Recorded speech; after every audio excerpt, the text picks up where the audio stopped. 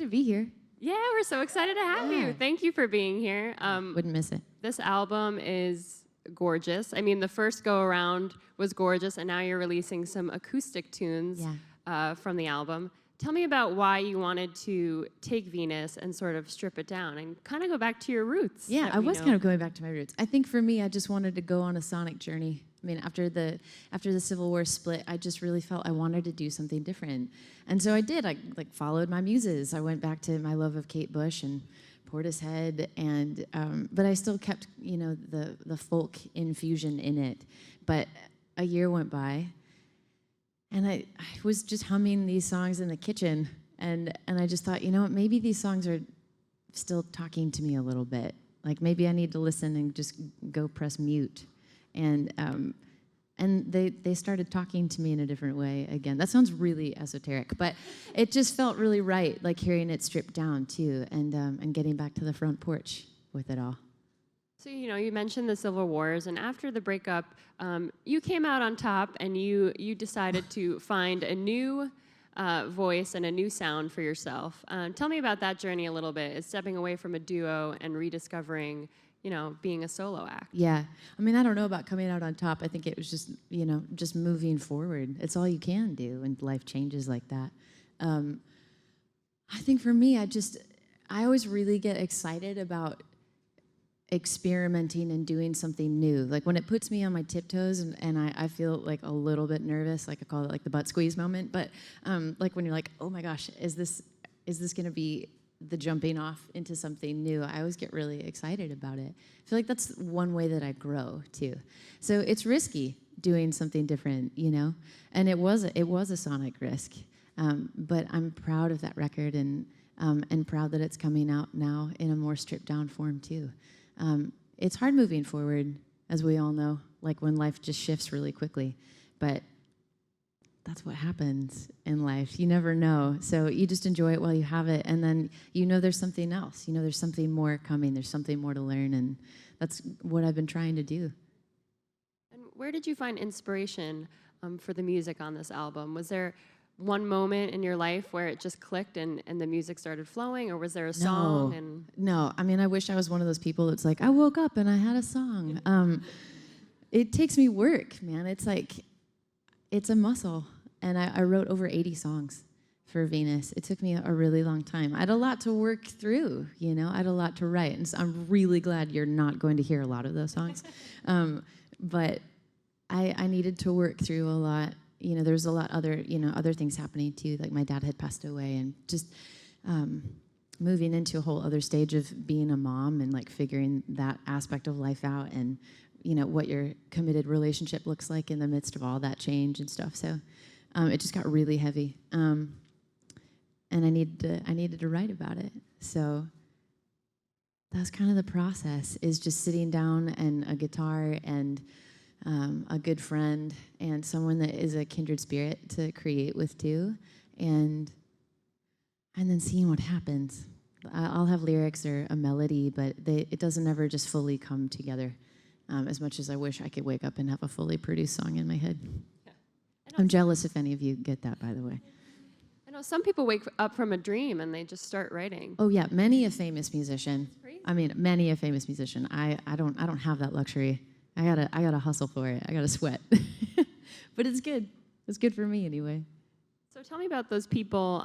You're in Nashville now. Yeah. Is there a group of people down there that you trust to kind of give you that positive feedback, or give you that feedback where, they could sit down and talk about your lyrics and give you new, fresh ideas? Yeah, I mean, Nashville's just, it feels like a very small town. Sometimes that's fun and sometimes that's not. But for me, I really have felt there's a really great community, and it's not just country music. It's really branching out into all different kinds of genres, as you know. And so having that kind of tribe to be able to be like, hey, what do you think? Or we're just over at dinner and the candles are low and the wine's been flowing, and someone's like, hey, do you want to hear the new song? That feels good. Yeah, I'd like to think that's what people did like decades and decades ago too. And that's how music grows, just like friendships do. Did you want Venus, the first, when you released it last year, it had this kind of electronic vibe to it. Totally. Tell me about discovering that sound and incorporating it into the album. Yeah. Well, I think, like I was saying earlier, some of those, Kate Bush and Portishead, and I got really excited about going back to the female artists that I also really loved, like Annie Lennox, and like those are the people that I like watch live still to this day, and I'm like, I quit. I totally quit. This is like still so amazing, and they're still pushing forward. And Kate Bush did a live show in London, like I think a year and a half ago now, and just still creating, still pushing boundaries. And I was just inspired by that of, what does it look like to sort of mash something together? All the skeletons of what a folk song could sound like, and then bring something modern to it. It intrigued me, and I felt like I needed to like follow the instinct and go down the rabbit hole. And I did that with Matt Morris and Charlie Peacock. We did a lot too in Nashville. We really did. We started recording it in Nashville, and then we finished it in Venice Beach, where I wound up moving my family and I for a couple of years.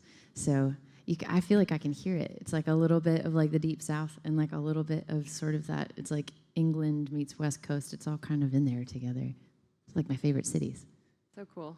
We were talking a little bit about where you moved from when you were just a little girl. You were moving around everywhere. I did. I moved around a ton. You stayed kind of in one spot, didn't you? Yeah. I moved around. I was born in Michigan, and then lived in New Jersey, and then moved back to Michigan, and then moved out to Santa Cruz, California, and all before the age of 10. And then it was like we got to Santa Cruz, and I was like, I found my people.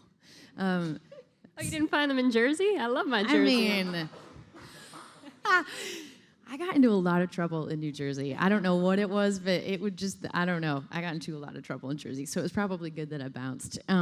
But but now I'm in Nashville, and I never would have thought I would have said that either. I mean, now I've lived in, I guess, all the 4 major quadrants of the U.S.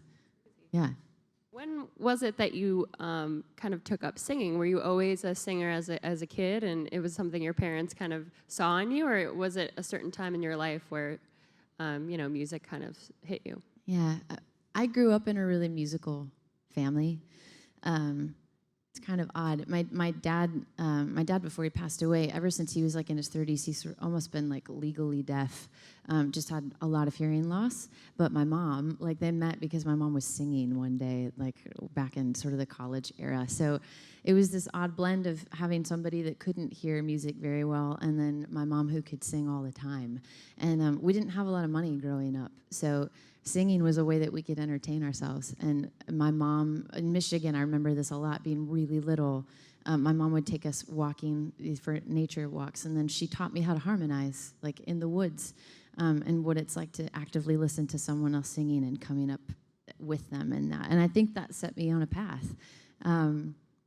It's free entertainment. I still sing in the kitchen. I still hum all the time. I mean, I hum at the table even though they told me not to, but I still do it. But it's always been in there. But I didn't think I'd do it for a living. I was a pretty shy kid. I'm still an introvert, but yeah, I kind of grew out of that too. But the music stuck. And can you remember the first time you heard yourself on the radio and what that felt like? Oh gosh, I think I was 17 and I was making church music at the time. I was on the road. I was on the road when that happened. Man, I have not thought about that in a really long time. I was on the road. I was 17. I was in a tour bus. I was the only chick on the road. It was all the rest dudes, and that is an education in and of itself. Let me tell you. And but I was driving to a radio station to go do an interview, and I heard it for the first time, and it's just like goosebumps. It's just crazy to think that your voice can travel to places that you're not physically at. That still blows my mind, the way that music can travel. It can stay. It can like become part of other people's memories and moments, and that's like what I love. I love that, like interconnectedness. Yeah. I wish I could go on a tour bus with a bunch of dudes. I don't think and be a singer. I'm really not sure that you want to, because like after 2.5 weeks, it starts smelling like sweat and Band-Aids and peanut butter. It's just and then you're just, it's space, man. Yeah. It's like summer camp on wheels with alcohol. That's a really tough combo. Like, anyone want to get in their PJs and watch a rom-com? Like, everyone's like, good night. Bye. Yeah, I'll be in the bunk. So coming back to Venus, how did you name it that? And how did you kind of compile those songs to be on this one record? Because you said you wrote 80 songs. Yeah. It must be hard to kind of dwindle them down and say, oh, which ones really stand out. Yeah, in a way, yes, and in a way, no. It's like you kind of grow past some of the things that you've written. And then it's sort of the ones that it's like a good conversation that you had with a friend that just kind of, you just sort of remember it. It just kind of comes to you a little bit more easily and it keeps coming back.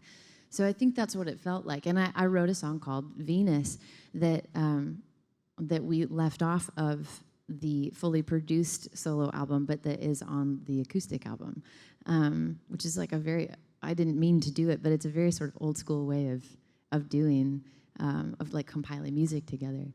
But I think it was just what flows together, what themes do I want to keep talking about? I mean, you're singing this over and over and over. It's like, do I want to sing this every night?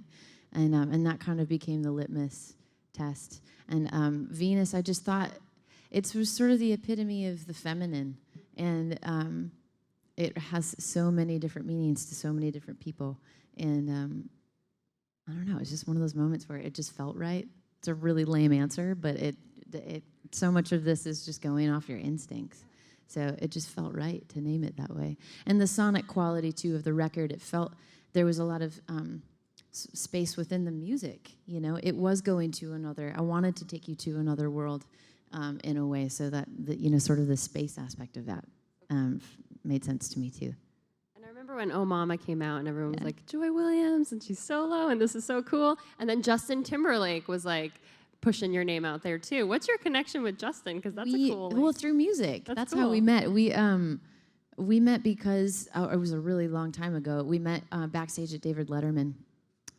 With the Civil Wars, and we had a hilarious conversation that somehow we were like, we're going to remember this conversation. And long story short is we got reconnected through my husband, Nate, who's also was the Civil Wars manager and is my manager. And he was like, who would you want to talk to about music? And who would you want to talk to about what it's like to move forward, from being in a group or a duo into a solo career? And I was like, Justin, that would be great.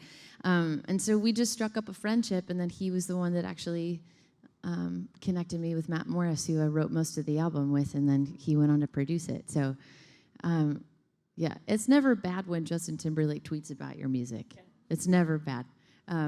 He and Jess are dear souls and good friends now, and I count it a gift. Nate and I both do.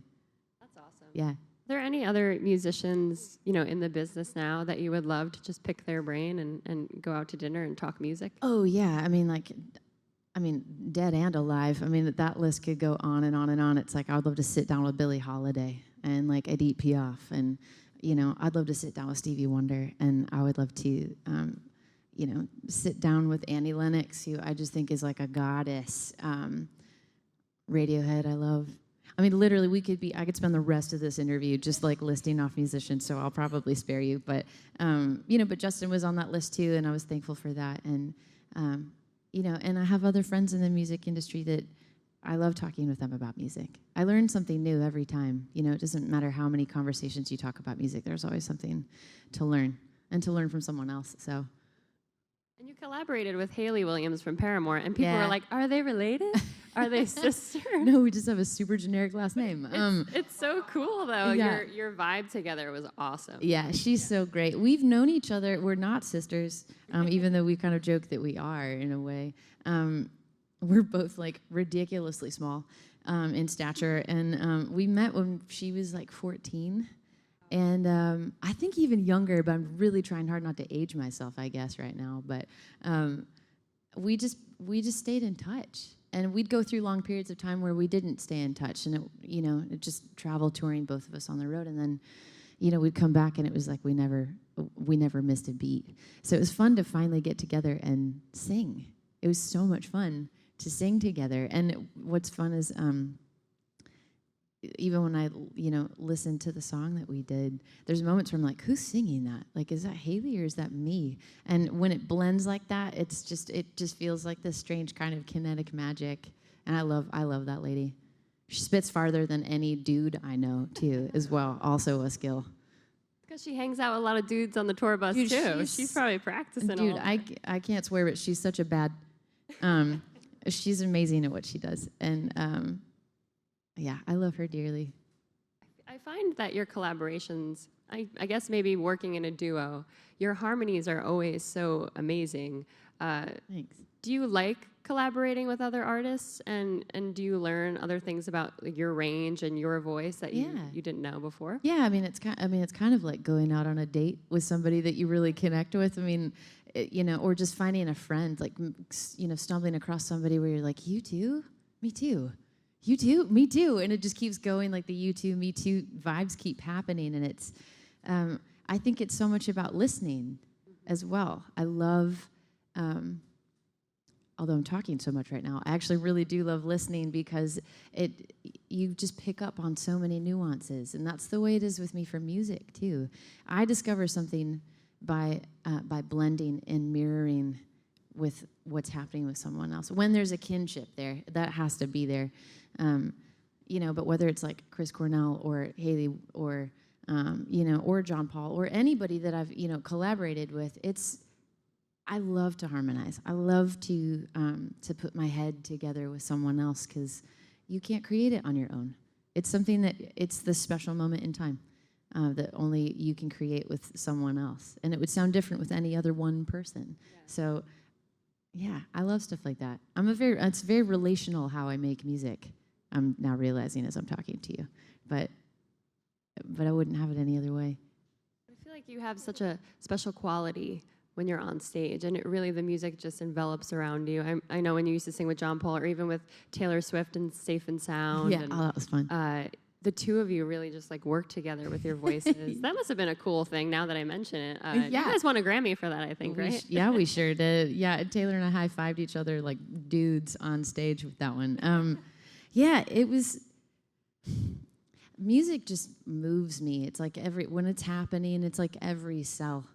And I've been told I don't know what I do on stage. It's like a strange form of I guess snake charming. T-Bone Burnett said that one time. I was like, I guess that's what it is. But it's just it moves. It almost helps me sing to find the rhythm and let my body kind of inform it too. I think it's good to have your head, heart, and body connected.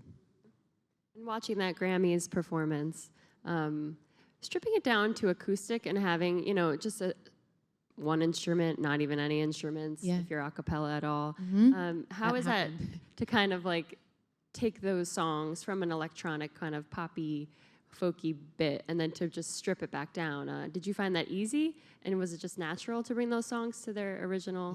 Yeah, it was. There's just something so unadulterated when when it's just either a singular voice or a voice and a guitar. A guitar does something for me too. I sing differently. It's different than if someone was playing a piano. I'll sing differently if there's a piano happening. But guitar for me it pulls something from up from my toes, and it felt really natural doing that, and it felt really good. And I think I'll probably, if I'm not giving too much away, I think I'll probably, as I'm making more music, I think I might sort of lean into that feeling again and not be afraid of it, but just go with it. I love that. I'm such a fangirl of Joy's, and I know that you're on this. Dude, yes. Thank you. Yeah. Oh, we're way too far for that. That didn't work at all. I know. I'm going to rip all of this, but that was an almost good moment. Every time I hop up on this chair, I'm I'm going to fall off. I know it's short. Can we just talk about how short I am as well? It's just it just keeps going. Oh, I don't have that problem. That's where we're opposites. But I know that you are now an actress. You were on a show called Roadies. That's on Showtime. Yeah.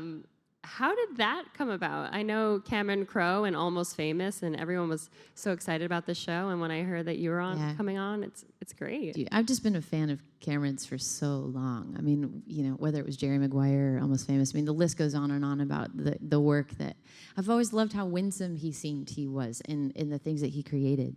And we became friends through Twitter. like direct messaging Twitter. And then, it was almost like we became acquaintances through Twitter. But then when I moved to LA, to Venice Beach, we were able to meet up. And I was like, dude, we're in like the same tribe. We're in this like same strange tribe together. And he became just kind of a cheerleader on the way of making Venus. And he would tell me about the show that he was developing and working on with J.J. Abrams. And I was like, well, that sounds really fun and musically based. And we would swap stories about being on the road together and crack each other up and make each other cry and do that whole thing. And one lunch, I remember him looking at me and saying, have you ever thought about acting? Because I really have this instinct that I think you could do it. And I said, yeah, well, sure. And then, like shoulders go up and you start talking. That's a cliche for musicians to act and actors to do music, but it's a cliche for a reason because, when I got to step on set after auditioning a couple times for the role and getting it, there is a fluidity between music and acting that I began to discover. And it is also like apples and oranges too, which is another thing to learn. I just loved it. And another way to collaborate, like you were talking about. Like doing something with an ensemble and hopefully, all of us elevating each other. It was so fun. I've completely been bitten by the bug. Music is first love, but acting is a very close second. 'Cause you're all performers. Actors, singers. That's what you're doing. Were you ever like in high school or anything? Were you ever in any shows and where you acted and sang, or were you kind of not a theater girl? I was like closet musician in high school. It was I don't know why. It was just something I kept to myself, and like did outside of school, and like did sports and yearbook and all that stuff. But my mom reminded me the other day when we were on the phone. She's like, "Do you remember when you were really little and you said you wanted to act?" I was like, "Nope." But I did theater when I was really, really tiny. I did Sound of Music at a local college, and my mom wanting to hang out and like be close by was like a nun in the Sound of Music, and I would think I was Brigida, just the one who gets. Is that the one that gets? Yeah, like Brigida is like the middle. Yeah, or maybe the second to oldest. It was a very large part. No, not at all. But it was. My inner theater geek is just shining right now. Yeah, that was the only time I dipped into theater. But music is so much about finding something authentic and then bringing it and not being afraid to share it, come what may. And that can feel like a really harrowing job. But apparently, I must keep doing it, at least for now. It just keeps pulling me back, even in the moments where I'm like, it'd be a lot easier if I could just like learn Pilates and teach that maybe. But I don't want to do that yet. There's more to do. Acting is so, it must just, if you're good at it, and I think you're good at it, well, it must just really bite you. And we see Justin Timberlake, who switched from music to acting too. So maybe you guys can star in a movie together. Let's get that going. Okay, check that off. The Roadies box for the of, screen. Like, things that would be super fun to do. Yeah, just acting. It's fun. I have a feeling there's more. I have a feeling there's much more. Yeah. And hopefully more music. Yeah, of course. Yeah. That's not going away anytime soon. Can't get rid of me yet. Love it. Yeah. Well, I do want to open it up to the audience for some questions, because I'm sure they're right here. Snap. Hi. Hey, what's your name? My name's Delia. Hi. Nice to meet you. Yeah, you too. So I know my mom always told me it's more about who you know. Obviously, in the music business, you have to have the talent, but do you think that it's really important to know more people to be more successful? That's a good question. It's kind of a nuanced question, honestly, because I think in any line of work, how you build relationships matters. I think especially in entertainment, because it is such a small community, word travels fast. So how you treat people, I think, is the key even above who you know, because how you treat people, that gets around. And are you enjoyable to work with? Do you listen well? Can you collaborate? Is it all about you or not? I think that's really important. And putting yourself out there and like going to the events when you're tired and you'd rather be in your sweats watching Netflix. I think it's not giving up, being present wherever you are, and really locking in. And I think that spirit of gratitude and really getting to know people as you try and get really excellent at what you do, I think that travels. That's what I believe. But let me know if you find out something different. So I'm still trying to figure it out too. Yeah. Hey, Joey. My name's Kyle. Hey, I can Kyle. listen to your voice all day. It's very beautiful. All day, that's a long time. I know. Even her. I mean, you speaking got to mix voice. it up a little bit. Just saying.